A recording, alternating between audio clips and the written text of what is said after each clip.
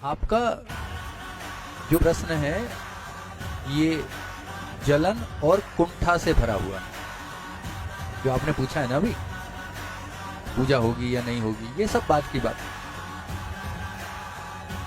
आप पहले उस जमाने में किसी ऐसे व्यक्ति के होने की कल्पना कीजिए। उस जमाने में इन व्यक्ति के पास, बाबा साहब के पास 64 विषयों में 64 बेटा 64 विषयों में मास्टर डिग्री थी। देखो, दो चीजें जानो, श्रेष्ठता है तो स्वीकार करो, अच्छी चीजें हैं यदि अनुकरणीय है तो अनुकरण करो उनका। फेसबुक, व्हाट्सएप, ट्विटर आदि के ज्ञान से आपका काम नहीं चलेगा। और एक बड़ी बात, प्रत्येक भारतीय को गर्व होना चाहिए। पुस्तक का नाम है waiting for A visa.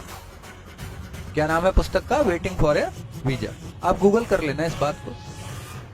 Colombia विश्वविद्यालय में इनकी लिखी हुई किताब पढ़ाई जाती है।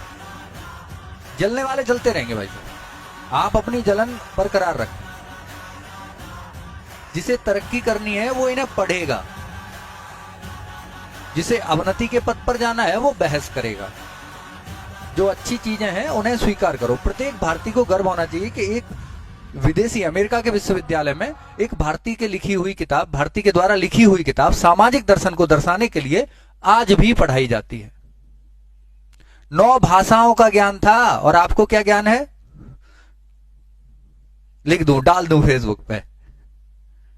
एक बात और समझो, आप जितना आप तनाव बढ़ाएंगे जीवन में, पूजा की जाएगी कि नहीं की जाएगी, बड़ी अच्छी बात है, इसमें क्या बुराई है? जिसका जो मन, भारत स्वतंत्र देश है, करे, क्या प्रॉब्लम आ गई? अंबेडकर को पढ़ा किसने है? आप उनके बारे में जानिए, नहीं पता कौन सी किताब कब लिखी, क्या है उस किताब में, नहीं पता। लेकिन फेसबुक पे भाषण देने या कम्युनिटी में बैठ के उल्टी सीधी बातें करनी है। और आपको लग रहा होगा एक ब्राह्मण के मुंह से ऐसी बातें सुनना आपने उम्मीद नहीं की होगी। लेकिन यार एक बात तो मानो, आज आप इतनी सुविधाओं के होने के बावजूद वो नहीं कर सकते जो उन्होंने कुछ न होने के बावजूद किया था।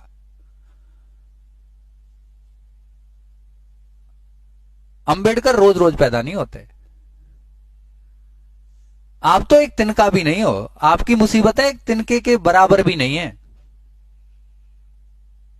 आगे आप पढ़ाई पे लिखाई पे ध्यान दो, इन सब बातों से हटो।